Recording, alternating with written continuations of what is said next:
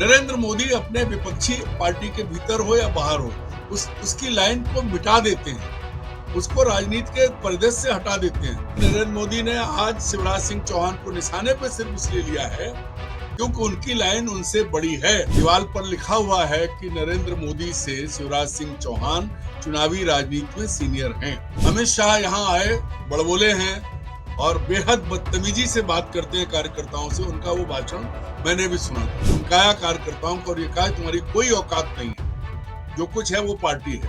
और वो संदेश सीधे सीधे स्पष्ट शब्दों में शिवराज सिंह चौहान के लिए था। शिवराज सिंह को रह रह के मोदी की आंख में कस सकते हैं वो। नमस्कार, मैं हूं संजीव श्रीवास्तव। आप देख रहे हैं 4 PM उत्तर प्रदेश।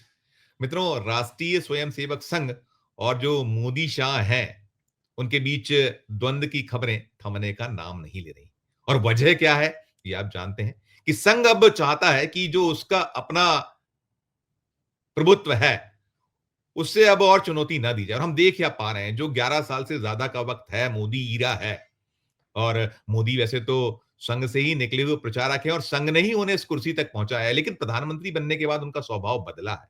और इतना बदला है कि अब वे अपने स्वयं के अलावा किसी को कोई मानते नहीं। और मोदी और शाह की जो जोड़ी है, वो लगातार जो कहीं ये आरोप है कि अपनी मनमानी पर आमादा है और आगे भी कहीं कुछ उसकी कोशिशें यही। और ये सारी जो चीजें हैं, मुख्य झगड़ा तो बीजेपी के राष्ट्रीय अध्यक्ष पद को लेकर लंबे वक्त से ये बार-बार निकल रहा है।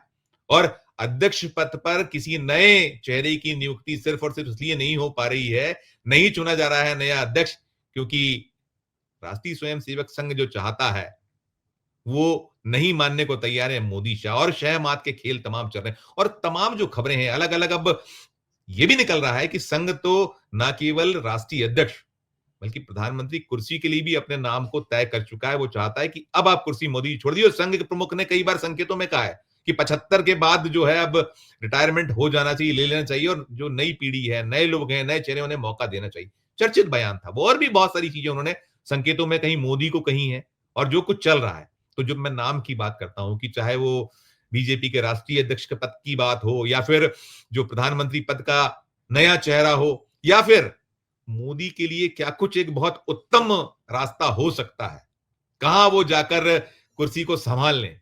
और इस सब के बीच जो सारे नाम चल रहे हैं, और उन सारे नामों में अलग-अलग नाम है। कहीं संजय जोशी का नाम है, कहीं शिवराज सिंह चौहान का नाम है, जो संघ की पहली पसंद है। उधर मोदी शाह के खेमे से आते हैं नाम। यदि बीजेपी के अध्यक्ष पद की बात करें तो भूपेंद्र यादव का नाम निकल आता है, धर्मेंद्र प्रधान के नाम निकल आते हैं, और भी कहीं निर्मला सीतारमण का नाम आगे बढ़ जाता है। एक द्वंद्व जंग जो कहते हैं राजनीति को सब चल रही है। और इन सब के बीच जो जितने भी भारतीय जनता पार्टी के लीडरान हैं, जिनके पास बहुत मुख्य दायित्व है, वो कहीं जो संघ का एजेंडा लागू करते रहे हैं, हिंदुत्व का जो कहीं झंडा बरदारी है, उन्हें करते दिख रहे हैं। और बहुत बढ़कर सनातन का जो कहीं एक प्रस्तुति देनी है कि कितने बड़े सनातनी हैं और क्या क्या कर सकते हैं, उनके हाथों में सत्ता है, तो सब कुछ चल रहा है। और ऐसे ही जो नाम है, उनमें योगी आदित्यनाथ उत्तर प्रदेश के जो मुख्यमंत्री, उनका नाम है। लेकिन जितने नाम चल रहे हैं अभी जो बड़े पदों के लिए, देखिए क्या होता है, जब कोई मुख्यमंत्री हो तो उसका अगला कहीं जो निशाना होता है प्रधानमंत्री पद होता है। और हर एक की चाहत है, कोई हो, किसी दल का हो, तो योगी की भी कहीं ना कहीं चाहत है, वो हिंदू हृदय सम्राट बनने के लिए सब सारे जतन कर रहे हैं। और इस जतन में कहीं ये निकल रहा है कि उनके राज में हिंदू पिट रहे हैं, बार बार निकल के आ रहा है। और ये सब कुछ संघ को पसंद नहीं आ रहा। और संघ ने तो कुछ अपना जो रास्ता है बदलता दिखता है। मोहन भागवत जी मुसलमानों के प्रति जिस तरीके से उनकी सहानुभूति, या जो उनका एक अलग चेहरा, अलग जो चाल नजर आई है, वो भी सब देख रहा है देश। तो ऐसे में अब ये निकल रहा है कि योगी के लिए कोई जगह नहीं दिखती है। तमाम जितने नाम अलग अलग हैं, तो क्या योगी आदित्यनाथ का अब जो कार्यकाल है, वक्त है, पूरा हो रहा है, क्या उन्हें फिर वो जो गोरखनाथ मठ है उनका अपना वहां लौटने जैसी स्थिति है? वहां के वो मुख्य पुजारी होते थे, और वो कहते हैं कि यदि जिस दिन कहा जाएगा तो मैं तो अपना झूला और क्या वो मंडल कमंडल उठाऊंगा और निकल लूंगा, कमंडल उठा के निकल लूंगा। तो क्या कुछ होने वाला है? कंठी माला कमंडल उठाने का वक्त आ गया है क्या? क्योंकि संघ का जो कहीं पूरा का पूरा कहीं उनका वो दिख रहा है, आगे का जो कहीं रोड मैप है, तो उसमें देख रहा है योगी आदित्यनाथ के लिए कोई जगह नजर नहीं आ रही। और योगी आदित्यनाथ के लिए जगह इसलिए भी नजर नहीं रही है, जैसा मैंने कहा कि जो कुछ उत्तर प्रदेश में घटित हो रहा है, जो कुछ वो बदलाव संघ चाह रहा है, ऐसा चेहरा हो जो कहीं सबको साथ लेके चले, तो उसमें क्या आगे किसी की लॉटरी खुलेगी? बहुत सारे प्रश्न हैं। और जो कुछ चल रहा है, पूरा का पूरा घटनाक्रम हो रहा है देश में, खासकर भारतीय जनता पार्टी के आने वाले दौर में क्या कुछ राजनीतिक करवट लेगा ये संगठन? क्योंकि सब कुछ तो संघ से है। भले ही मोदी और शाह ने बदलने की कोशिश की हो, लेकिन अब हो गया है। जो संघ प्रमुख का कहीं एक दिख रहा है, किसकी लॉटरी खुलेगी, क्या होगा, क्या योगी आदित्यनाथ को वापस लौटना पड़ेगा, ये सवाल है। और बाकी जो कुछ चल रहा है, इन्हीं सब विषयों पर हम करने जा रहे हैं बहुत बहुत खास बातचीत। और बातचीत शुरू करने के पहले मैं बता दूं, जोड़ने के पहले बता दूं कि ये बातचीत लंबी होगी, क्योंकि बहुत सारे प्रश्न हैं, बहुत सारे सवाल हैं और कुछ जो निकल कर आ रहा है। हमें जो गुजरात में हमारे जो पत्रकार मित्र हैं, जिनका संघ से बड़ी निकटता है और ऐसे सूत्र हैं हमारे या ऐसे साथी हैं जिनके संघ से ऐसे संबंध है कि जब-जब उन्होंने जो-जो खबरें ब्रेक की हैं, वो आम तौर पर सही होती रही। तो अभी ये भी निकल रहा है कि कुछ संघ ने तय कर लिया है कि जो संजय जोशी ही अध्यक्ष होंगे, ये उन्होंने बता दिया है। उन्होंने बता दिया है कि शिवराज सिंह चौहान उनकी पहली पसंद है प्रधानमंत्री पद के लिए और उन्होंने कह दिया है कि अब मोदी जी आप राष्ट्रपति बन जाइए, वो पद संभालिए। और कहीं जो अमित शाह है उनके लिए कहा गया है कि भाई आप आइए लौट के गुजरात, छोड़िए केंद्र का, आप बहुत बदनामी करा चुके, चाहे राष्ट्रीय स्तर पर हो या अंतर्राष्ट्रीय स्तर पर, तो आके गुजरात संभालिए, यहाँ का मुख्यमंत्री पद आपको दिया। तो अब ये सब निकल रहा है, तो ऐसे में सारे ये तो बहुत लंबा विषय है। योगी आदित्यनाथ भी हैं, उसमें प्रधानमंत्री पद के कई दावेदार हैं, अध्यक्ष पद के कई चेहरे हैं, तो लंबी बातचीत होना स्वाभाविक है। तो आप धैर्य से और धीरे से सुनिएगा तो बहुत बहुत मजा आएगा। मैं जोड़ता हूं खास मेहमान को, जुड़ गए हमारे साथ हैं अरुण दीक्षित जी, सीनियर जर्नलिस्ट हैं। नवभारत टाइम्स जैसे अखबार में आपने सेवाएं दी, मैं बार बार बताता हूं, लंबा दीर्घ अनुभव और बड़ा बारीक पैनी निगाह नजर रखते हैं। अरुण जी, मैं यहीं से शुरू करूंगा कि 2014 में प्रोजेक्शन था और शिवराज सिंह चौहान फिर जिस तरीके से रहे, सारा कुछ हुआ और 23 में उन्हें दूध में से मक्खी की तरह निकाल के फेंका गया, फिर उन्हें लेना पड़ा केंद्र की सरकार में। और अब जब निकल रहा है, जो कह रहे हैं गुजरात से जुड़े जो हमारे पत्रकार मित्र हैं, सूत्र जो राष्ट्रीय स्वयंसेवक संघ के हैं, वो कह रहे हैं कि तय हो गया है, संजय जोशी भारतीय जनता पार्टी के राष्ट्रीय अध्यक्ष, शिवराज सिंह चौहान प्रधानमंत्री और मोदी जी को राष्ट्रपति, और साथ में जो अमित शाह है उनकी वापसी गुजरात, मुख्यमंत्री गुजरात। कैसे देखें, कैसे लें? ठीक है, सब कुछ अटकल भी कह सकते हैं, कयास भी कह सकते हैं, सूत्र हैं, सोर्स हैं संघ के। अगर ये लोग कह रहे हैं तो इसमें कुछ हम देख सकते हैं, कुछ चीजें आगे संभावित कुछ घटनाएं ऐसी हो सकती हैं, कुछ घटनाक्रम हो सकते हैं। टिप्पणी आप। संजीव जी, सबसे पहले तो मैं एक बात कहूंगा कि जहां आग होती है वहीं धुआं होता है। अटकलें कब आती हैं, अटकलें क्यों आती हैं? आग भले ही वो गाड़ी के साइलेंसर से अंदर जल रही हो, बाहर नहीं दिख रही हो, सिगरेट की तो चमकती है, लेकिन जब कोई ट्रक या कोई बड़ा मशीनरी, कोई इंजन, जीप, कार का चलता है तो उसके अंदर की आग किसी को नहीं दिखती है। तो भारतीय जनता पार्टी और राष्ट्रीय स्वयंसेवक के अंदर जो आग लगी है वो कार के इंजन की तरह है कि अंदर अंदर सब कुछ जल रहा है, धुआं साइलेंसर से बाहर आ रहा है। अब ये नॉन पोल्यूटिंग दौर में भी इनका धुआं बाहर आ रहा है। इस वजह से आज हम और आप यहाँ चर्चा करने के लिए बैठे हैं, क्योंकि अटकलें हैं, लेकिन अटकलों का एक आधार भी है। और आधार सबसे पहले आप ले लीजिए, भारतीय जनता पार्टी का अध्यक्ष नहीं चुना जा पा रहा है तमाम बातों के बाद भी। क्यों भाई? राज्यों में चुनाव हो गए, केंद्र का क्यों नहीं हो पा रहा है? अटकल है, कहीं ना कहीं कोई मतभेद है संघ में और बीजेपी में। दो चीजें बड़ी साफ हैं। संघ कहता है हम सामाजिक संगठन है, बीजेपी कहती है संघ से कोई लेना देना नहीं। ये ठीक उसी तरह से है कि चूड़िया बिछिया जो पहने हैं ना, मतलब चूड़ी बिछिया पहन के संघ के नाम का है बीजेपी के पास, भले उन्हें मातृ संगठन कह लें चाहे पितृ संगठन कह लें, है उनके अधीन, लेकिन कोई संबंध नहीं है। बड़ा अलग तरह का, बड़ा हास्यास्पद रिश्ता है इनका कि बहुत जुड़े हुए हैं, एक साथ हैं, एक घर में हैं, लेकिन कोई रिश्ता नहीं है। अब जो बात आपने कही शिवराज सिंह चौहान और नरेंद्र मोदी के रिश्ते पर पहले बात करूंगा मैं। देखिए, ये दीवार पर लिखा हुआ है कि नरेंद्र मोदी से शिवराज सिंह चौहान चुनावी राजनीति में सीनियर हैं। सबसे पहले वो युवा मोर्चे के अध्यक्ष से पहले वो विधायक चुने गए थे बुधनी से। उसके बाद तब नरेंद्र मोदी शायद भिक्षा मांग कर खा रहे थे या कुछ ही संघ के प्रचारक के तौर पे काम कर रहे थे, नहीं कह सकते। लेकिन उस वक्त उसके बाद जब अटल जी ने लखनऊ और विदिशा से चुनाव जीता और विदिशा की सीट छोड़ी लोकसभा की, फिर शिवराज विदिशा से सांसद चुने गए। तो नरेंद्र मोदी चुनावी राजनीति में कब आए? जब वो गुजरात के मुख्यमंत्री बने 10 साल बाद। शिवराज सिंह उससे पहले लोकसभा में रह चुके, विधानसभा में रह चुके थे। अब 2014 की बात आती है और एक और चीज बड़ी साफ है, मोदी और शिवराज सिंह की उम्र में लगभग 9.5 साल का अंतर है। ये चीज भी बहुत साफ है। तो आपको याद होगा जब 2014 का समय आया था तो एक बार को ये बात आई थी कि लाल कृष्ण आडवाणी भोपाल से चुनाव लड़ेंगे। बड़ी खींचतान हुई थी और एयरपोर्ट से लेके और रेत घाट तक वीआईपी रोड पर बड़े बड़े होर्डिंग लगे थे, पोस्टर्स। बिल्कुल बड़े बड़े होर्डिंग, मतलब कम से कम 40 होर्डिंग लगे थे, मैंने देखे थे। उसके बाद नरेंद्र मोदी का नाम जैसे ही डिक्लेयर हुआ और शिवराज सिंह चौहान चीफ मिनिस्टर थे, उनकी सरकार थी और अच्छे बहुमत की सरकार थी, वो रातों रात होर्डिंग उतरे थे। तब ये माना गया था कि नरेंद्र मोदी की दादागिरी के आगे पार्टी भी झुकी है, संघ भी झुका है और शिवराज सिंह को झुकना पड़ा है। उसके बाद की स्थितियां देखिए आप लगातार।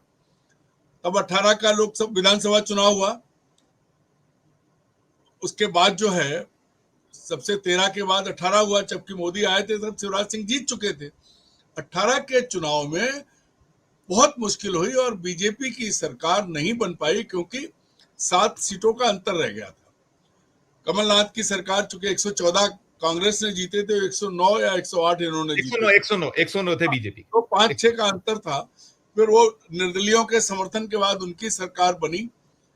बाद में जो हुआ, खरीद फरोख्त हुई, जो कुछ है वो दीवार पे लिखा है, किसने कौन बिका, कहाँ गया, ये भी सब मालूम है। जितने बिके सब कांग्रेस में से छोड़ के जो जहां गए वो भी आप जानते हैं। लेकिन बाद में शिवराज सिंह को उनकी मुख्यमंत्री इसलिए बनाना पड़ा कि संघ का दबाव था, अन्यथा शिवराज सिंह मुख्यमंत्री नहीं बन पाते और वो रास्ते से हटा दिए जाते। सरकार बनी और चली। फिर मौका आया 2023 का। 23 आते आते मोदी और शिवराज सिंह के बीच में जो बहने वाली नदी थी उसमें बहुत सारा पानी बह गया और ये हुआ कि जो भारतीय जनता पार्टी पहले दिन से मुख्यमंत्री का कैंडिडेट घोषित करके मध्य प्रदेश में चुनाव लड़ रही थी, चाहे पटवा जी हो, चाहे उमा भारती हो, चाहे शिवराज सिंह चौहान हो, उसने तय किया कि वो बिना दूल्हे की बारात निकालेगी। श्रीमान अमित शाह यहाँ आए, बड़बोले हैं और बेहद बदतमीजी से बात करते हैं कार्यकर्ताओं से। उनका वो भाषण मैंने भी सुना था, जब उन्होंने एक तरह से धमकाया कार्यकर्ताओं को और ये कहा तुम्हारी कोई औकात नहीं है, जो कुछ है वो पार्टी है। और वो संदेश सीधे सीधे स्पष्ट शब्दों में शिवराज सिंह चौहान के लिए था और तभी कोई नाम घोषित नहीं किया गया। मतलब वो मुख्यमंत्री मैं माफी चाहूंगा, मैं टोकते हुए, मतलब आप ठीक है उसको थोड़ा संक्षिप्त करिएगा, बहुत सारे सवाल हैं, आप बिल्कुल ठीक जा रहे हैं, लेकिन हम जितना कम कर दिए, हम अभी ताजा मुद्दों पे बात करें, प्लीज करिएगा। ताजा मुद्दा वही आ रहा है कि उसके बाद शिवराज सिंह को मुख्यमंत्री पद का चेहरा घोषित नहीं किया गया, मुख्यमंत्री की जगह नरेंद्र मोदी का चेहरा लाया गया और उसके बाद बीजेपी जीती। हालांकि शिवराज सिंह चौहान लीड में थे और उन्होंने सवाल भी उठाया। जब उनको बिल्कुल किनारे किया गया तब उन्होंने अपने कार्यक्षेत्र में जाके बुधनी में कहा था मैं चुनाव लड़ूं कि नहीं लड़ूं। उन्होंने वहां कहा था, वो जो एक ट्राइबल एरिया में कहा, मंडला में दूसरी बात कही थी। मंडला डिंडोरी की सभा में ये कहा था, नहीं ये पहली बात सीहोर जिले की बैठक में थी। उन्होंने कहा था कि मुझे मुख्यमंत्री बनना चाहिए कि नहीं बनना चाहिए, और उसी में जोड़ा था कि नरेंद्र मोदी को प्रधानमंत्री बनना चाहिए कि नहीं बनना चाहिए। उसके बाद नजरिया बदला था और शिवराज सिंह की उस वक्त की स्थिति में बदलाव आया था। उसके बाद क्या हुआ, 166 सीटें जीतने के बाद शिवराज सिंह चौहान उस टीम के, उस सरकार के मुखिया थे, तो नरेंद्र मोदी ने चेहरा बदल दिया। और यही नहीं, सारे राज्यों में, एक तेलंगाना को छोड़ के सब जगह चेहरे बदल दिए। तो ये माना गया था कि नरेंद्र मोदी उनको अपने रास्ते से हटाना चाहते हैं। और एक बात और कहूं अगला सवाल लेने से पहले, कि राजनीति में आमतौर पर एक सिद्धांत रहा है कि नेता अपनी लाइन बड़ी करता है, अपने विपक्षी की लाइन छोटी करता है। नरेंद्र मोदी अपने विपक्षी पार्टी के भीतर हो या बाहर हो, उसकी लाइन को मिटा देते हैं। उसको राजनीति के परिदृश्य से हटा देते हैं। आप गुजरात देख लीजिए, उसके बाद के राष्ट्रीय नेताओं को देख लीजिए, और आज जो हैं, मैं उन दोनों के नाम लेता हूं, आप जो है नितिन गडकरी और राजनाथ सिंह को देख लीजिए आप। तो ये लाइन खत्म करने का, लोग लाइन बड़ी करते हैं, नरेंद्र मोदी लाइन खत्म करते हैं। शिवराज सिंह की लाइन खत्म कर दी गई थी, इसके बाद भी उनको लोकसभा में इसलिए उतारना पड़ा क्योंकि संघ के सबसे प्रिय हैं शिवराज सिंह चौहान। आपकी बात को आगे बढ़ाने से पहले मैं बता दूं कि मध्य प्रदेश में मुसलमानों के बीच भी उतने लोकप्रिय थे। उन्होंने मुसलमानों के यहाँ ईद पर जो परंपराएं थी कि राज्य का मुखिया जाना आना, वो सब करते थे। नरेंद्र मोदी के दबाव के बाद उन्होंने गोल टोपी पहनना और ईद की इफ्तार पार्टी करना और मुसलमानों के यहाँ जाना बंद किया था। आज भी जो भी हो वो सर्व स्वीकार्य हैं, उनकी विनम्रता के सब कायल हैं, उनके मित्र सब पार्टियों में है और संघ तो उन्हें पसंद करता है। तो मैं ये कह रहा हूं कि नरेंद्र मोदी ने आज शिवराज सिंह चौहान को निशाने पर सिर्फ इसलिए लिया है क्योंकि उनकी लाइन उनसे बड़ी है और वो विनम्र है। मैं यही सवाल करने जा रहा था। देखिए, आपने कहा ना भय, और हम बार बार सुनते हैं, देखिए जितने हम गुजरात के मित्रों से बात करते हैं वो कहते हैं बहुत भीरू हैं जो नरेंद्र मोदी जी हैं, उनको लेकर एक आम है जिन्होंने बहुत नजदीक से देखा, उनका वो जो मुख्यमंत्री काल देखा, और जो उन्हें जानने वाले पत्रकार हैं देश भर में वो भी कहते हैं। कल राहुल गांधी ने कहा ही एक मिनट, हमने सबने देखा था जब पंजाब की एक सड़क पे ट्रैफिक जाम हो गया था, तब नरेंद्र मोदी ने मुख्यमंत्री के लिए मैसेज भेजा कि मैं जिंदा वापस जा रहा हूं। सिर्फ ट्रैफिक जाम होने पे उन्हें मौत का खतरा आ गया था, ये बात उन्होंने कही थी। तो वो जो है गुजराती ज्यादा अच्छे से जानते हैं। नहीं कहता, नहीं हमने तो देखा है, आपको भी ध्यान होगा, हमने उसको रिपोर्ट किया था जब छत्तीसगढ़ में वो कांड हुआ था, जब उन्हें टेबल के नीचे छुपना पड़ा था, जब आ गया था सामने बिल्कुल खड़ा होकर अपना जो भाई वहां का था वो ब्रजमोहन अग्रवाल अपनी टीम के साथ, तो कैसे छुपे थे, क्या हुआ था, वो हमने रिपोर्ट किया था। और उसके बाद ब्रजमोहन अग्रवाल आज तक उभर नहीं पाए जब से उनका हीरा शुरू हुआ है। तो ये आपने बिल्कुल ठीक कहा। और मैं जो बात करने जा रहा था, देखिए बिटवीन द लाइंस की जो बात की, बहुत सारी चीजें कहती हैं, बताती हैं। आप उठा के देखिए कि 19 महीने हो गए हैं मध्य प्रदेश में निजाम बदले, शिवराज सिंह चौहान को मुख्यमंत्री पद से हटे और उनको बाद में केंद्र में जाए हुए। केंद्र के इशारे पर जो मध्य प्रदेश में हो रहा है, चुन चुन कर कुछ फैसले पलटे गए। उसके अलावा उनके जो बहुत निकटस्थ अफसरान थे उनको कहीं डायरेक्ट इंडायरेक्ट में, चाहे वो इनकम टैक्स हो, ईडी हो, या और जो मोदी जी के जो तोते हथियार हैं उसके थ्रू लिया गया। और अभी फिर एक एफआईआर हुई है, जो मैंने ओपनिंग रिमार्क में आपको कहा कि ये वही उस पर एफआईआर हुई है शिवराज सिंह चौहान ने 2012 में जिस संजय जो पाठक हैं उनकी जमीन के वो मामलों को निरस्त किया था। 16 में फिर जब वो सत्ता बीजेपी से हाथ में मिला लिया, आ गए इनमें, तो उसको बहाल कर दिया गया।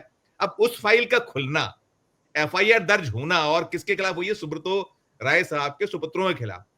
क्या कहानी कहते हैं, और भी मैंने किस्से कहानी बाकी का है। इस पर एक नोट आपका, जितना संक्षिप्त और सारगर्भित होगा तो मैं आगे और सवाल कर पाऊंगा। अरुण जी, देखिए जो आपने कहा, बहुत सारी चीजें हुई हैं। जिस दिन से वो हटे, बीच बीच में उन्हें पहले बोलना पड़ा था, जब तक वो संसद नहीं पहुंचे थे तब शिवराज सिंह चौहान ने कई बयान दिए थे। उनका संदर्भ देना अभी यहाँ बहुत ज्यादा जरूरी नहीं है, लेकिन वो बोले थे। एक बड़ी चीज ये है कि क्यों, मैं इसमें एक चीज और जोड़ता हूं कि उनके खिलाफ पहले सीबीआई ने जांच की, नरेंद्र मोदी व्यापम मामला, सारी चीजें, अभी भी वो जांच चल रही है, तमाम चीजें उठी और ठीक जो कुछ हुआ है। मैं व्यापम आता है तो मैं ये कहता हूं कि उस व्यापम की काली कोठरी में शिवराज सिंह के साथ सब थे। परम आदरणीय संघ के नेता भी थे, भाजपा के नेता भी थे। मैं ले लेता हूं नाम, सुरेश सोनी जी जो आज सत्ता को चला रहे हैं, जो संगठन को चला रहे हैं, उनका नाम भी था, सुरेश सोनी जी का भी था, नरसिंह जी का भी नाम था, उमा भारती जी का था। हाँ, सबके नाम आए थे। तत्कालीन गवर्नर राम नरेश यादव का भी नाम था। ये जो चीजें हैं, मैं ये कहता हूं ठीक है घोटाला हुआ सब है, पर या तो उसको सीबीआई तो फंसाती, सीबीआई तो पकड़ती। जिन चीजों की बात हुई है, सीबीआई क्या कर रही है, सीबीआई ने किनको पकड़ा है, किसका तोता है सीबीआई। लेकिन अब अचानक आपने जो नाम लिया, देखिए क्या हुआ है अभी। संजय पाठक नहीं, इकबाल सिंह बैंस को भी याद कीजिए। शिवराज सिंह के फैसले बदले गए वो अलग बात है, पर उनके आसपास रहे करीबी अफसर, अब इकबाल सिंह बैंस पर लगातार सवाल उठ रहे हैं। उनका एक करीबी मित्र कहा जाता है विदेश। मैं ठगूंगा कि 2 बार एक्सटेंशन किसने दिया, मोदी जी ने दिया उनको। वही कह रहे हैं, जी मैं वही कहने जा रहा था कि उस व्यक्ति को चीफ सेक्रेटरी किसने बनाए रखा? नरेंद्र मोदी की सरकार ने, अमित शाह ने, क्योंकि डीओपीटी के मिनिस्टर वही है। तो सबसे बड़ी बात यह है कि शिवराज सिंह को रह रह के मोदी की आंख में कस सकते हैं वो। शिवराज सिंह कुछ भी हो, इतने लंबे समय से उन्होंने पारी खेली, अभी केंद्र में किसानों के कृषि मंत्री हैं, अभी भी उनकी मुहिम चल रही है। तो जहां उनकी जड़ काटने की कोशिश लगातार हो रही है, देखिए इसमें कोई शक नहीं है कि वो घपले घोटाले हुए हैं, माइनिंग घोटाला है, नर्सिंग घोटाला है, व्यापम घोटाला है, डंपर घोटाला, ये सब हुए हैं। लेकिन इनकी जांच के बाद कहाँ क्या निकला, क्यों नहीं निकला? अब आप दोबारा नए सिरे से कर रहे हैं। मेरी जानकारी में है, मैं आपको बताऊं कि शिवराज सिंह की लिखी हुई नोटशीट इस वक्त मीडिया के पास घूम रही हैं। जिन संजय एब्सोल्यूट संजय संजय पाठक से जुड़ी हुई नोटशीट पब्लिक में है, कैसे पहुंची? सीएम ऑफिस से नोटशीट निकल के कैसे पहुंच गई? तो ये जो चीजें हो रही हैं, ये पहली बार हमें लग रहा है कि नरेंद्र मोदी और अमित शाह के नेतृत्व में वो भारतीय जनता पार्टी, जो पार्टी में डिफरेंस थी, वो आइडेंटिकल कांग्रेस नंबर 2 हो गई है। अब वो भारतीय जनता कांग्रेस है, वो भारतीय राष्ट्रीय कांग्रेस थी, ये बीजेसी है, बीजेपी की बजाय। क्योंकि सारा पूरा चरित्र, भले ही कुछ लोग आए हों खरीदे फरोख्त सरकार बनाने के लिए, जहां से लाए गए, उन कांग्रेस का पूरा चरित्र बीजेपी ने आत्मसात कर लिया है। और आज जो हो रहा है, चाहे वो नितिन गडकरी के खिलाफ हो, चाहे वो वसुंधरा राजे के खिलाफ हो, चाहे वो राजनाथ सिंह के खिलाफ हो, चाहे शिवराज सिंह के खिलाफ हो, चाहे ब्रजमोहन अग्रवाल के खिलाफ हो, चाहे वो एकनाथ खड़से के खिलाफ हो, सारे और उत्तर प्रदेश के तमाम बड़े नेता, और तो और हरियाणा के नेता ले लीजिए, हिमाचल के नेता ले लीजिए, उत्तराखंड के नेता ले लीजिए, बिहार के नेता ले लीजिए, कहाँ है अश्विनी चौबे, कहाँ है गिरिराज सिंह, कहाँ बोल रहे हैं? ये सारी चीजें हैं, जो सारा चरित्र दिख रहा है। बीजेपी के नेताओं को भीतर खत्म करने की जो रणनीति चल रही है, मोदी जी के नेतृत्व में चल रही है, वो कांग्रेस की यूएसपी मानी जाती है। कांग्रेस इसी में मारती, कहा जाता था कांग्रेस को कांग्रेस मारती है। आज भारतीय जनता पार्टी, भारतीय जनता कांग्रेस बनने के बाद अपने नेताओं को खत्म करने पर तुली है। और इस वक्त सबसे ऊपर निशाने पर शिवराज सिंह आए हैं, जो दिख रहा है। ये ठीक है कि कोई कुछ नहीं कहेगा, कोई नहीं बोलेगा, लेकिन आंख के सामने उड़ती मक्खी सबको दिखाई देती है। दिख रहा है क्या हो रहा है। अब आगे जो आप बात करने जा रहे हैं वो मैं सवाल पूछ रहा हूं, मैं पूछूंगा, मैं सवाल करता हूं आपसे, आप उस पर बोलिएगा। मैं सवाल ये करने जा रहा हूं, देखिए मैंने एक बात कही कि यहाँ पुरानी फाइल है शिवराज सिंह चौहान की खुल रही, और आपने कह दिया, नाम भी लिया चीफ सेक्रेटरी जो पुराने थे, और तमाम दिखता है कि बहुत सारी चीजें निशाने पर कैसे और किसके कहने पर क्या कुछ हो रहा है, कैसे नोटशीट बाहर घूम रही। उमा भारती ने अभी पिछले सप्ताह एक बड़ा ऐसा सनसनीखेज बयान दिया। उन्होंने कहा है, उन्होंने पटवा काल की भी याद की, 1990 से 92, उन्होंने दिग्विजय सिंह का भी नाम लिया, और उसके बाद उन्होंने कहा है 2005 से 2013 तक शिवराज सिंह चौहान मुख्यमंत्री थे, उनके दौर में स्वयं उमा भारती पर और स्वयं उनके पूरे परिवार पर बहुत प्रताड़ित करने जैसी घटनाएं, बहुत सारे मामले मसले रहे। ये उमा भारती, और वो कह रही उमा भारती, देखिए उमा भारती और शिवराज सिंह चौहान में अदावत छुपी हुई नहीं है। क्यों थी, कैसे उनको किनारे करके शिवराज सिंह चौहान को गद्दी दी गई थी, उनके जो चाहती थी शेजवार को तो नहीं दी गई थी, और जो चाहती थी उनके मंशा थी अनूप मिश्रा को तो नहीं दी गई थी। लेकिन उमा भारती की जो तकलीफ है वो मोदी और शाह से भी उतनी ही है, उससे ज्यादा है बल्कि, कि उन्होंने कैसे उसको किनारे किया, उनको एक जन नेता को कैसे घर नेता बना दिया है। इस सब के बीच उमा भारती का जो ये कहना अभी 5 दिन पहले, और बाकायदा प्रेस कॉन्फ्रेंस करके कहना, कहती रहती हैं वो, कई बार उनकी बातों को बहुत गंभीरता, लेकिन ये जो बिटवीन द लाइन, ये क्या कहता है? देखिए, मैं बहुत स्पष्ट तौर पे कहता रहा हूं कि उमा भारती अस्थिर चित्त हैं, उनका चित्त स्थिर नहीं रहता है। अगर चित्त स्थिर होता तो वो जो 2003 में उन्होंने करिश्मा किया था, 173 या 178 सीटें, 173 सीटें 173 बीजेपी, 230 में से 38 कांग्रेस और कुछ अन्य, ये था मध्य प्रदेश राज्य विधानसभा का 2003 का नतीजे का एक्चुअल। 173 आज तक कभी नहीं आई, जब से 230 है कभी नहीं आई। तो वो दौर कितने, उसके साथ उनका अपने मोतीलाल नेहरू स्टेडियम में जो है, याद है लाल परेड ग्राउंड में जो है, हम लोग जब उतरी थी, हेलीकॉप्टर से उतरी थी, जनसैलाब उमड़ा था, और उस 8 दिसंबर 2003 को जब शपथ ली थी विधानसभा, जो माफ कीजिएगा, जो परिसर पुलिस ग्राउंड के सामने, तो लाल परेड मैदान पे, तो वो भी देखा था कि क्या पूरा मध्य प्रदेश उमड़ नहीं पड़ा नहीं, है। अब आप देखिए कि वो भगवा पहने कपड़े पहन के पूरा भगवा संसार उन्होंने इकट्ठा किया था, हम और आप सब मौजूद थे, ठीक। बड़ा मुहूर्त निकाला गया था। लेकिन अपने अस्थिर चित्त की वजह से वो 9 महीने में 8 दिसंबर से 8 अगस्त 23 अगस्त को उनका इस्तीफा हो गया था। तो ये जो चीज है, ये उमा भारती ने अपने पांव पर कुल्हाड़ी मारने का काम नहीं किया, वो अपने पांव आरी से काटती रही हैं। अब जो बात आती है शिवराज सिंह के साथ, तो आप देखिए दुश्मनी कहाँ थी। जो मैंने अभी कहा कि बीजेपी में कांग्रेस के गुण तो थे, मध्य प्रदेश में तब कुशाभाऊ ठाकरे का वर्चस्व था और उनका विरोध करने वाला भी एक गुट था। प्यारेलाल खंडेलवाल जी उस गुट के मुखिया थे। उसमें नारायण प्रसाद गुप्ता, लक्ष्मी नारायण पांडे, कैलाश जोशी, बाबूलाल गौर, लक्ष्मी नारायण शर्मा और उमा भारती, तमाम नाम आते थे, प्रहलाद पटेल, और ये सब चीजें, ये पूरी विंग थी एक तरफ। और यस। एक तरफ पटवाजी थे, कैलाश सारंग थे, उनके संरक्षक ठाकरे जी थे, और शिवराज सिंह और तमाम टीम उनके साथ थी। लकीराम तो अग्रवाल भी उन्हीं के साथ, लकीराम अग्रवाल भी उन्हीं के साथ होते, अखीराम छत्तीसगढ़ के जो अग्रवाल बागी थे, थे। ब्रजमोहन अग्रवाल थे, पूरी टीम थी। तब जो हुआ था, तब भी, तब से जो अदावत चली आई, अब जो उमा भारती बहुमत से बनी और फिर अचानक एक झंडे के चक्कर में उनको फंसा के उनसे इस्तीफा ले लिया गया। आज देखिए वही बीजेपी है, कहां से कहां पहुंची है। आज आरोपी जो है कुर्सी पर रहते हैं और एक झंडारोहण के आरोप पे, किस वारंट पे उमा भारती अपना इस्तीफा देके ट्रेन में बैठ के चली गई थी। और उन्होंने जो वो ट्रेन पकड़ी, वो आज तक स्टेशन पे नहीं पहुंची है, क्योंकि वो पटरी से उतर गई। असल समस्या क्या है उमा भारती के साथ, कि उमा भारती अपनों को साथ लेके नहीं चल पाई।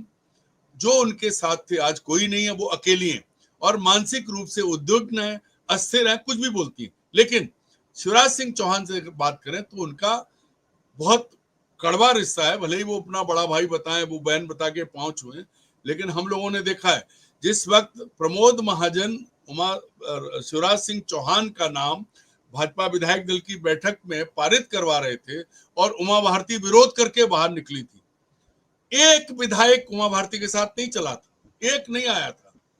और उमा भारती फिर नीचे उतरी और उसके बाद अयोध्या की पदयात्रा पे निकल गई। वो दूसरी पदयात्रा हुई उनकी, फिर उनका मध्य प्रदेश में पुनर्वास नहीं हुआ है। उन्होंने अपनी पार्टी बनाई, चुनाव भी लड़ा, और बड़ा मलहरा में मुख्यमंत्री रहते हुए शिवराज सिंह चौहान ने एक आईपीएस अफसर और अरविंद भदौरिया एंड टीम के साथ जो किया था, उमा भारती रोई थी वहां कि मेरी जान को खतरा है। तो वो जो बढ़ते बढ़ते फिर वो राजनीतिक बयान में खो गई, क्योंकि उन्होंने जो लड़ाई शुरू की थी दिल्ली के खिलाफ, भाई प्रमोद महाजन, अरुण जेटली और तमाम के लोगों की उस बैठक में जिसमें अटल जी और अडवाणी जी थे, वहां भारती चिल्लाई थी कि मेरे खिलाफ षड्यंत्र हो रहा है। तो वो सारा बदला उनसे लिया गया और वो अकेली पड़ी। शिवराज सिंह चौहान को वो नहीं चाहती थी। फिर कुर्सी पर अगर आप मुझे बैठा देंगे तो मैं भी कोशिश करूंगा। ये बताइए ना, ये जो अभी उनका बयान है, क्योंकि मैं हमने वहीं जैसे पर आ मैंने रहा कहा, हूँ। मैंने यही कहा कि इनकी अदावत इनसे है, फिर कहीं नहीं ये नहीं नहीं, लाभ तो उन्हीं को। जी। मैं वहीं पर आ रहा हूँ। अब आप देखिए उमा भारती को अब लग रहा है, बीच में उन्होंने मोदी जी का भी विरोध किया। जब शिवराज सिंह की सरकार थी तो वो पत्थर फेंकती थी शराब की दुकानों पे, कहीं किसी के जाके वो फेंकती थी, शराबबंदी करती रही। अब अचानक चुप्पी के साथ उनकी इस प्रेस कॉन्फ्रेंस का क्या मतलब है? अगर इतना कष्ट था तो जब वो केंद्र में सरकार आई मोदी की और मंत्री बनी, तब उन्होंने क्यों नहीं कहा कि मेरे परिवार को प्रताड़ित किया गया? आज सुंदरलाल पटवा जवाब देने के लिए नहीं है, लेकिन उस वक्त भी जो हुआ था वो आपने देखा है, मैं यहाँ नहीं था। बाद में जो हुआ है वो सब जानते हैं। दरअसल बात यह है कि अब उमा भारती को लग रहा है कि उनका उनका राजनीतिक भविष्य तो खत्म हो चुका है। समस्या अब यह है कि करें तो क्या करें। तो उन्होंने देखा कि मोदी के इशारे पर कौन आ रहा है, यहाँ राजनीतिक बयार जो बह रही है, इसलिए अचानक उनको अपना पुराना समय याद आ गया। वरना अब 2013, 2005 से 2013, 13 से 25, एक युग 12 साल का बीत गया।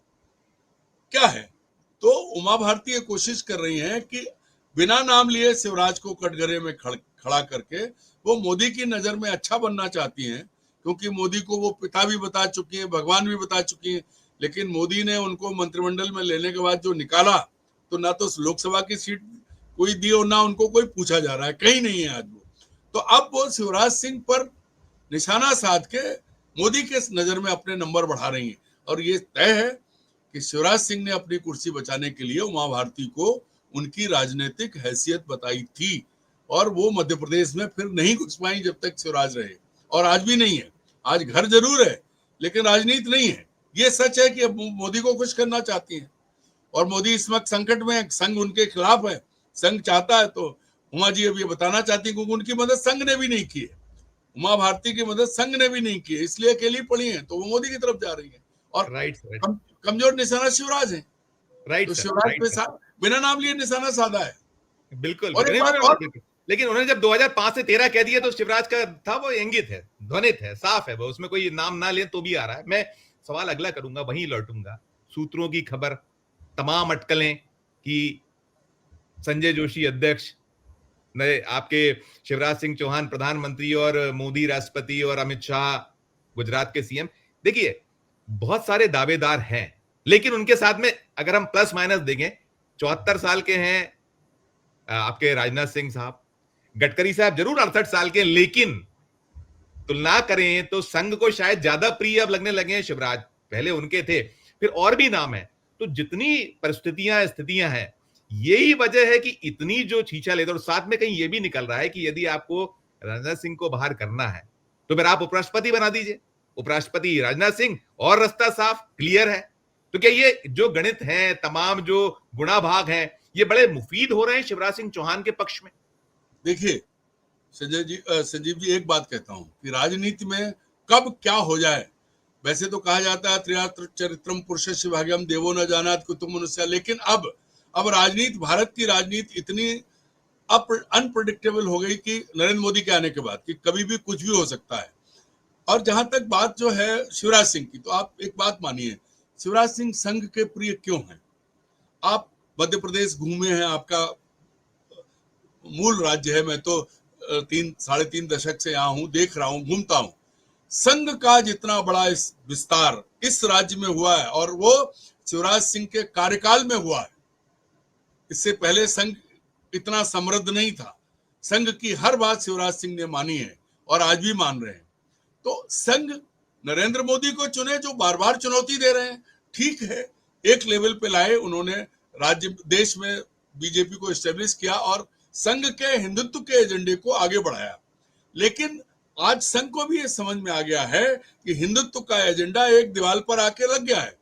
मेरा सवाल कोई भी पूछेगा, क्या 25 करोड़ मुसलमानों के लिए आप हिंदू राष्ट्र बनाते वक्त नया देश लाएंगे, या उनको किसी और देश में भेजेंगे, या भारत का एक विभाजन और करेंगे, या फिर समुद्र में फेंक देंगे, या गाजा पट्टी बनाएंगे, क्या करेंगे? ये बात संघ को समझ में आ गई कि ये संभव नहीं है।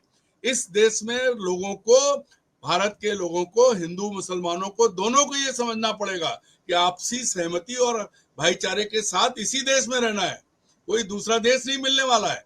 ठीक है, आप हिंदुस्तान बना लोगे तो 25 करोड़ कहाँ जाएंगे? इसका मतलब ये है कि आप एक और हिस्सा देश का बंटवारा करो।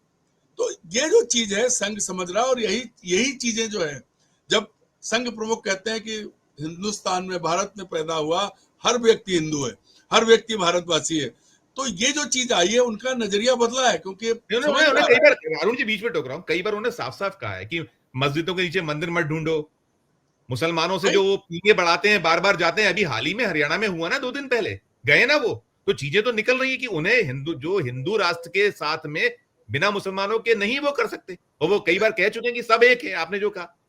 नहीं, मैं वही कह रहा हूँ संजीव जी की इससे बड़ा दुर्भाग्यपूर्ण बात क्या होगी कि देश का प्रधानमंत्री मंच से कपड़ों से पहचानने की बात करता है, मंगलसूत्र और बिंदी लूटे जाने की बात करता है। उस पार्टी के पितृ पुरुष जब ये बात कहते हैं तो आपस में कंट्राडिक्शन तो है, तो इन्हीं की वजह से अटकलें आई हैं। तो संघ भी चाहता है कि देखिए अब जहां तक पहुंच गए, जब नरेंद्र मोदी 303 से 240 पे आ गए तो संघ को ये समझ में आ रहा है कि अब ये सिक्का पिट गया, अब ये घोड़ा दौड़ से बाहर, ये लंगड़ा हो गया, अब कुछ भी हो जाए, क्योंकि इतनी बदनामी हुई है। कोई जो पार्टी के मानक सिद्धांत थे वो सब खत्म हो गए, नैतिकता खत्म हो गई, जितने डाकू चोर थे सब बीजेपी में आ गए। अजीत पवार उदाहरण देख लीजिए, एक तरफ नरेंद्र मोदी मंच से 70,000 करोड़ के घपले का आरोप लगाते थे, दूसरी तरफ जब वो बीजेपी के साथ आ गए तो गले लगा रहे थे। तो ये जो साबित हुआ है, संघ को लगता है, अभी भी मेरा मानना है, संघ की अपनी आइडियोलॉजी है, संघ अपने रास्ते चलता है, उस आइडियोलॉजी से सहमत असहमत होना सबके उसमें है, लेकिन संघ अभी वो सब नहीं कर रहा है उस तरह से जैसे नरेंद्र मोदी ने कर दिया, और उसको ये भी समझ में आया कि इससे भला नहीं होने वाला है, इससे फायदा नहीं होने वाला है, क्योंकि करोड़ 2 करोड़ का मामला नहीं है, गाजा पट्टी में तो कुछ लाख हैं, यहाँ तो 25 करोड़ है, हर 5वां आदमी है, क्या करोगे आप? तो ये जब चीज समझोगे, और इस देश में देखिए वर्ग संघर्ष, धर्म संघर्ष, जातीय संघर्ष के बाद 1 और 4 का रेशियो, फिर भी कोई चैन से नहीं रह सकता। अगर मुसलमान खत्म होंगे तो हिंदू भी सुरक्षित नहीं रहेगा, और ये बात संघ को समझ में आ रही है। तो अब वो रास्ता देख रहा है कि कौन ऐसा चेहरा हो।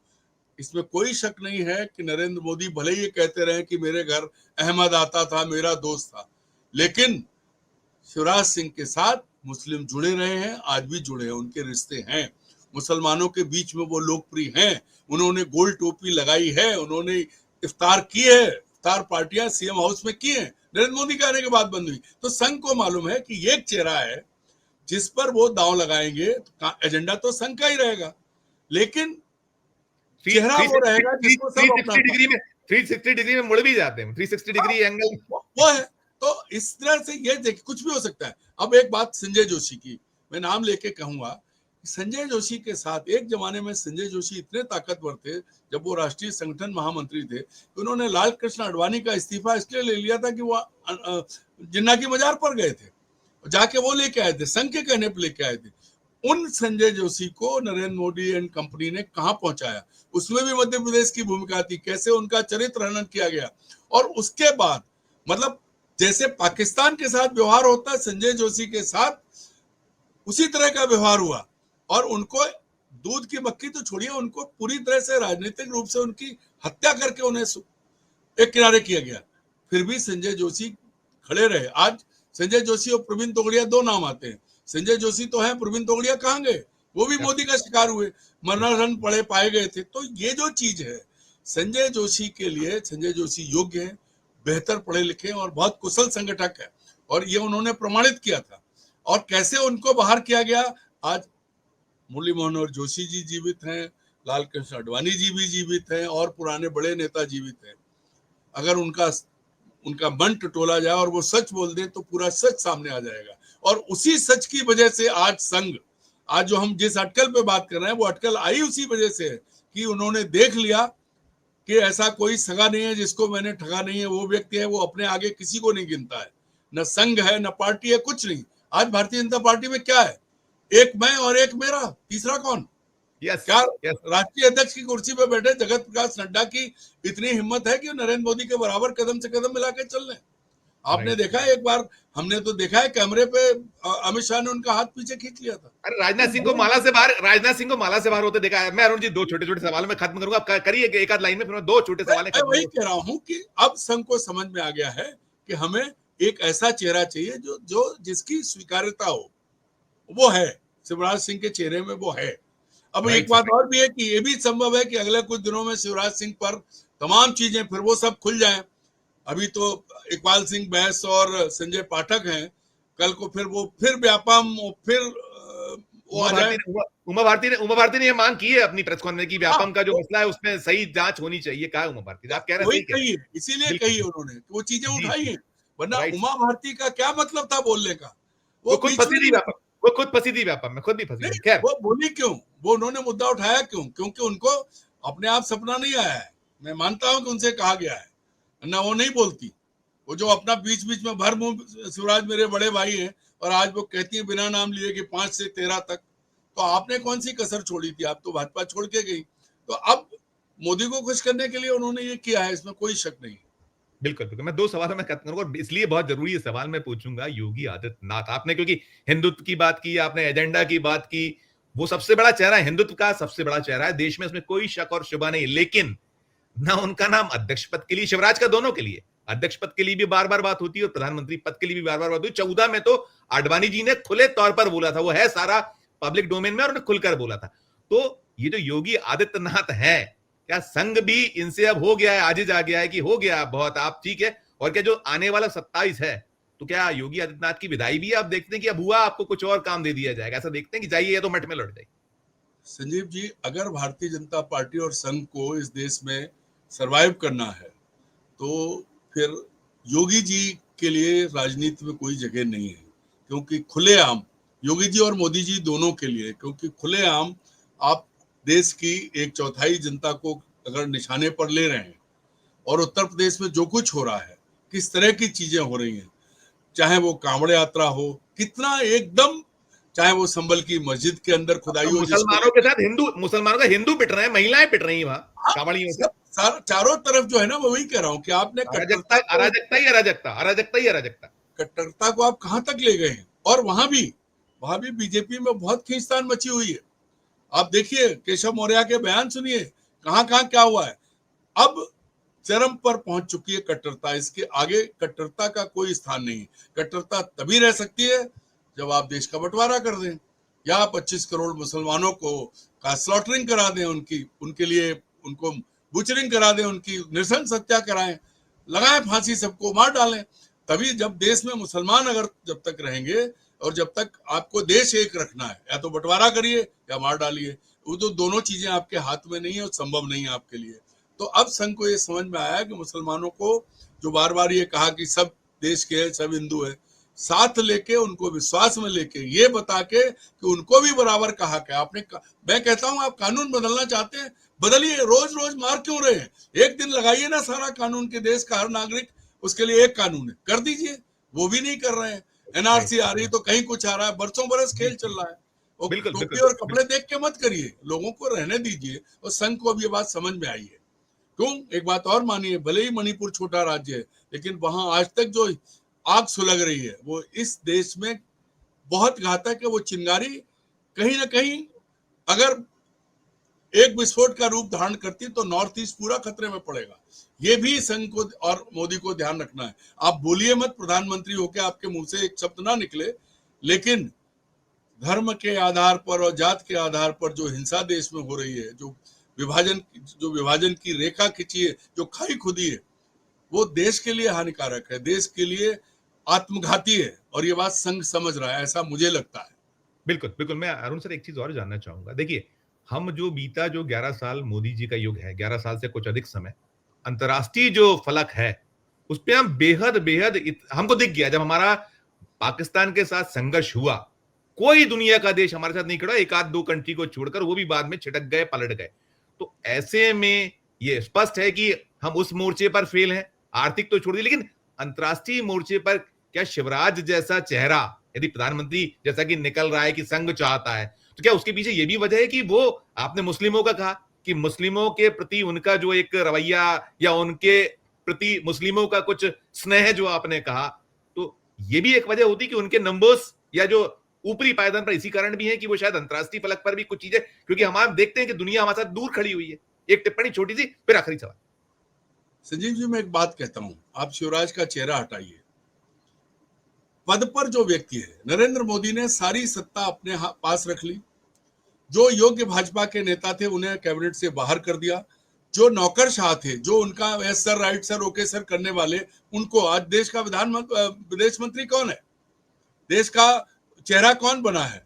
एस जयशंकर विदेश मंत्री हैं, अश्विनी वैष्णव जो है वो मोदी का स्पोक्स पर्सन है, हरदीप पुरी अलग हैं, अर्जुन मेघवाल, ऐसे कहां गए वो बड़े बड़े नोट? क्या नरेंद्र मोदी के रहते कैबिनेट में कौन है कोई नहीं जानता। कैबिनेट का महत्व खत्म हो गया है।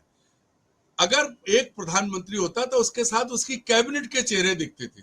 और मोदी की रणनीति अब राज्यों में पहुंच गई। उन्होंने जो मुख्यमंत्री मनोनीत किए हैं वो भी यही कर रहे हैं, वो अकेले हैं। तो नरेंद्र मोदी ने खुद को, उन्होंने कहा अहम ब्रह्मास्मि, उन्होंने खत्म करने की कोशिश संघ को की, उन्होंने पार्टी खत्म की, और उन्होंने जो लीडरशिप थी पार्टी की, क्यों वसुंधरा राजे क्यों हटी? कैसे जो लोग जो मोदी के समकालीन कहां गए? नरेंद्र मोदी जो है वो ये चाह रहे थे कि सारी सत्ता उनके पास रहे। और वही कौन विदेश मंत्री मजबूरी में भेजा गया। क्या विदेशों में कोई पूछे तो हमें लोगों को एकदम याद नहीं आते कौन मंत्री कहाँ है। शिवराज सिंह चौहान जब रहेंगे, अगर चेहरा है, मतलब रहेंगे कि नहीं रहेंगे अलग बात है, लेकिन शिवराज सिंह, कयास अटकलें सूत्रों की खबर, हम तो इसी पे बात कर रहे हैं, हम कुछ, हमारे पास कोई ठोस जानकारी नहीं है। मैं आपको वही कह रहा हूं कि जब शिवराज सिंह चौहान ने मुख्यमंत्री की कुर्सी संभाली थी तो उनके साथ वरिष्ठतम लोग थे उनकी कैबिनेट में, और सब रहे, सब चले। तो एक मुखिया जो बनता है उसके आसपास जितने योग्य लोग होते हैं उनको सबको आगे लाके मिलके, कैबिनेट क्या है, योग्य लोगों का एक समूह जो मिल बैठ के फैसले करे। यहाँ कैबिनेट क्या बनी, नरेंद्र मोदी की पसंद का आदमी, भले ही वो अयोग्य है या वो राजनीति से नहीं है, उसको राजनीति नहीं आती है, ये इन्होंने जो किया है शिवराज सिंह चौहान वो नहीं करेंगे। शिवराज सिंह चौहान भारतीय जनता पार्टी के भीतर जो योग्यतम लोग हैं, शिवराज सिंह को उनको साथ लेके चलने की आदत है, क्षमता है, और उन्होंने वो ये चीज मध्य प्रदेश में करके दिखाई है। संघ ये समझता है, अरे भाई उनसे योग्य भी होगा विदेश मंत्री तो वो काम करेगा ना, वो किसके लिए करेगा, पार्टी के लिए करेगा, भाजपा के लिए करेगा। अभी जो काम कर रहा है वो किसके लिए कर रहा है, नरेंद्र मोदी के लिए कर रहा है। और मैं जो बात कही आपने उस पर कहता हूं, पाकिस्तान का मामला, पाकिस्तान के आगे एस जयशंकर और नरेंद्र मोदी दोनों इतने फेल हुए, युद्ध विराम की घोषणा ट्रंप करते हैं और ट्रंप पाकिस्तान के मिलिट्री कमांडर को, जनरल मुनीर को बुला के साथ में खाना खिलाते हैं, सुरक्षा परिषद में पाकिस्तान पद पा जाता है, और नरेंद्र मोदी और मतलब कहां गए एस जयशंकर, कहां गई विदेश नीति।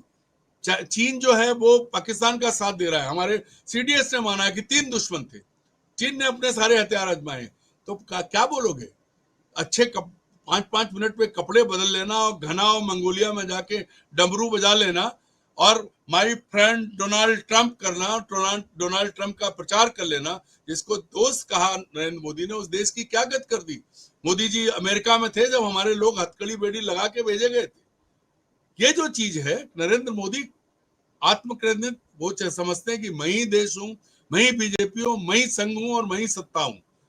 संघ को वो आदमी चाहिए जो माने संघ की सत्ता, जो माने भाजपा की सत्ता, और खुद को प्रधान सेवक या चौकीदार ना कहे और ये कहे कि हाँ मेरे ऊपर जिम्मेदारी है। क्योंकि जो चीजें आई तो चौकीदार चोर बना, चौकीदार चोर बन गया है, और अब तो सब चोर साबित हो रहे हैं। खुद को चाहे ईडी को डांट पड़ रही है, सीबीआई को डांट पड़ रही है, सारी चीजें हैं। तो मोदी और शिवराज सिंह में ये अंतर है, और ये बीजेपी सबसे पहले समझ रही है। Right sir, right sir. मैं आखिरी सवाल करूंगा। देखिए अरुण जी, बार बार होती है, राहुल गांधी कहते हैं कि जब ये सत्ता से हटेंगे तो जेल जाएंगे। जब इन्होंने छेड़ा था अमित शाह ने वो जो शरद पवार साहब को, तो उन्होंने कहा तड़ी पार कहा था। सारा सबका इतिहास है, भूगोल है, सब कुछ कोई छुपा हुआ नहीं है। तो क्या ऐसे में जो ये निकल कर आता है तथा कथित फार्मूला, सूत्रों की खबर, अटकलबाजी, कि देखिए अगर मोदी पद से हटे, वो तो वही है कि शेर की सवारी है, गिरे तो शेर खा जाएगा। उन हालातों में तो अब दोनों के समक्ष यदि ये वास्तव में फार्मूला यदि बढ़ रहा है बहुत गंभीरता के साथ आगे, जैसे मेरे सोर्स जो मैंने बताई गुजरात से जो साथी हैं संघ के बड़े करीबी, उन्होंने कहा कि जो पूरे का पूरा के अध्यक्ष कौन होगा, जो अगला प्रधानमंत्री, फिर राष्ट्रपति और फिर सीएम गुजरात, तो दोनों जो भाई हैं गुजराती बंधु, कि आप लौट जाइए झोला उठा के गुजरात अमित शाह साहब और ले लीजिए सीएम का पद चुपचाप, और जो महोदय हैं साहेब वो ले लीजिए राष्ट्रपति पद। नहीं तो फिर वही है कि शेर की सवारी है, गिरे तो शेर खा जाएगा। यही विकल्प बचा है, मानने के अलावा कुछ चारा बचता नहीं है। अंतिम टिप्पणी आप। देखिए मेरा ये कहना है कि बहुत अनिश्चितता है, कुछ भी कह पाना और कहना, क्योंकि अभी क्या होगा। अभी तो नरेंद्र मोदी कुर्सी पर डटे हुए हैं, बैसाखियों के भरोसे डटे और ताकत दिखा रहे हैं, और ताकत का ही परिणाम है कि शिवराज सिंह को घेरा जा रहा है। और किसके जरिए घिरवाया जा रहा है कि उमा भारती ने सीधे सीधे बोला है। तो ये राजनीति सबको दिख रही है, और ये तो पक्का कभी भी कहा नहीं जा सकता कि कौन जेल जाएगा कौन नहीं जाएगा। अमित शाह जेल हो आए हैं, उनको बहुत अनुभव है। मैंने सीबीआई के दफ्तर में उनको घुसते हुए और पूछताछ होते हुए देखा है, मैं सीबीआई कवर कर रहा था। सबसे बड़ी चीज ये है कि इन्होंने जो कुछ किया है, जैसे जैसे लोगों को जेल डाला है, जिन जिन चीजों में जेल डाला है, तो वो कानून, वो व्यवस्थाएं आपने ही वो मानदंड सेट किए हैं, वो उदाहरण आपने तय किए हैं कि कोई भी जेल चला जाएगा, किसी को भी आप जेल में डाल दीजिए। बरसों बरस लोग जेल में रहे हैं राजनीतिक उसमें प्रबंधनता में। तो वो खेल जो शुरू किया है, वो जब आप, कई बार होता है कि आप यूं उंगली उठा रहे हैं तो 4 उंगलियां मेरी तरफ आ रही हैं, अंगूठा ऊपर को जा रहा है, वो भी आता है। तो वो कभी भी कुछ भी हो सकता है। और जितनी कटुता गांधी परिवार के प्रति नरेंद्र मोदी ने फैलाई है, 65 साल की मेरी उम्र होने जा रही है, बचपन से मैं जान रहा हूं, इससे पहले ऐसे कभी नहीं हुआ किसी भी परिवार के प्रति इस तरह की हरकत किसी भी उस नेता ने नहीं की जो देश का प्रमुख है। बहुमत के साथ जनता ने चुना था। पूरा 11 साल का समय गांधी परिवार को कोसने और देश को बेचने में लगाया, इसके आगे कहीं नहीं लगाया। आज सारी बड़ी संस्थाएं कहां हैं? नोटबंदी का असर क्या हुआ? कितना ब्लैक मनी वापस लौटा? आप जीएसटी को गाली देते थे, आज जीएसटी कहां है? कफन पर भी जीएसटी शायद अब हटाया है। तो जो चीजें हैं, सारे की सारी चीजें नरेंद्र मोदी ने वही की जिसको लेकर के वो कांग्रेस को गाली देते थे। तब उनको डॉलर की कीमत में प्रधानमंत्री की उम्र से आगे निकलता था, देश की इज्जत गिरती थी। आज यूरो 100 रुपए। अरुण सर, इसीलिए तो मैंने कहा कि ये विकल्प मानने के अलावा कोई चारा नहीं। अगर आप पद से पर नहीं रहे किसी, तो फिर तो बहुत मुश्किलें होनी, ये तो तय है ना सर। फिर कुछ भी होगा, कुछ भी होगा। और ऐसा नहीं है कि आज शिवराज सिंह निशाने पे हैं तो कल मोदी नहीं आएंगे क्या? घर में लड़ाई होती है तो फिर एक बात और समझ लो, भाई जैसा दुश्मन नहीं होता है कोई। अगर भाई जैसा साथी भी नहीं हो, भाई जैसा दुश्मन भी नहीं। अगर ये जो भाई साहब वाले लोगों में अगर दुश्मनी होगी तो भाई की दुश्मनी देखने को मिलेगी हम लोगों को। Right sir. अरुण सर, एक बहुत सुंदर शानदार चर्चा, थोड़ी लंबी हो गई दर्शकों के लिए, लेकिन बड़ी सारगर भी। देखिए, चीजें निकलती हैं। आपने शुरू में ही कहा कि धुआं उठा है तो कहीं आग तो लगी हुई है, और हम इससे इनकार नहीं कर सकते। ठीक है, क्या होगा क्या नहीं होगा, कौन जीतेगा कौन हारेगा, ये तो आने वाला वक्त बताएगा। लेकिन आपने जो कहा कि राजनीति बड़ी अनिश्चितताओं की खेल है, उसी क्रिकेट की तरह, जैसे कब कौन आपको दिखता है कि बहुत आसान है लक्ष्य, और हार जाती है वो टीम जो आसान लक्ष्य समझती है, और कई बार बहुत कठिन लक्ष्य होता है, उस कठिन लक्ष्य को पा लिया जाता है। तो वैसे ही राजनीति है और इसमें कुछ भी हो सकता है। अरुण जी, बहुत अच्छी शानदार चर्चा, बातचीत के लिए बहुत बहुत शुक्रिया, बहुत बहुत आभार इतना वक्त देने के लिए। शुक्रिया। तो मित्रों, आपने पूरी चर्चा सुनी। पूरी चर्चा का सार यही है कि अब जो संघ ने ठान लिया है कि अब और बहुत ज्यादा आजादी नहीं मिलेगी मोदी और शाह की जोड़ी को गुजरात। अब तो जो नागपुर है, नागपुर की ही चलेगी, और नागपुर जो चाह रहा है वो हमने पूरा आपने चर्चा में सुन लिया। और ये भी निकला कि कैसे शह और मात का खेल चल रहा है, कैसे कहीं जो ये दावेदार हैं अभी छोड़ नहीं रहे, हार नहीं मान रहे हैं। मोदी वैसे भी हार नहीं मानते, शाह हार नहीं मानते हैं, और कोशिशें क्या कुछ हो रही कि कहीं जो दिल्ली के इशारों पर मध्य प्रदेश में क्या हो रहा है आपने सुन लिया। सारा का सारा हमने उस पर चर्चाएं की। आपने ये भी सुन लिया कि अब योगी आदित्यनाथ के लिए तो कोई जगह बची नहीं, यानी कि अब जो 2027 है, तो मानकर चलिए कि जो उत्तर प्रदेश ठीक है कि कुछ चीजें ठीक हुई हैं, तो जो बिगड़ी हुई चीजें हैं, जिस तरीके का हिंदुत्व, जिस तरह का सनातन, जिस तरीके का एक कठोर चेहरा और एक आजादी, अब तो हिंदू पिट रहे हैं, तो यही तो कहीं दिक्कत है संघ की, वही तो उसे पसंद नहीं आ रहा, रास नहीं आ रहा। इसलिए अब कहीं योगी आदित्यनाथ के लिए स्क्रिप्ट तो नहीं फाइनल कर ली कि लौटिए गोरखनाथ और छोड़िए अब ये उत्तर प्रदेश के मुख्यमंत्री की कुर्सी। तो जो कुछ होगा आगे आएगा, सामने देखने को मिलेगा। इस चर्चा में इतना ही। पूरी चर्चा सुनने के बाद आपकी अपनी क्या राय है, हमारे इस वीडियो के कमेंट बॉक्स में जाकर जरूर टिप्पणी कीजिएगा, और चर्चा अच्छी लगे तो चैनल को लाइक कीजिएगा, सब्सक्राइब कीजिएगा, ज्वाइन का बटन दबाइएगा, तो हमारी हौसला अफजाई होगी। प्यार और स्नेह बनाकर देखते रहिए 4 PM उत्तर प्रदेश। धन्यवाद, नमस्कार।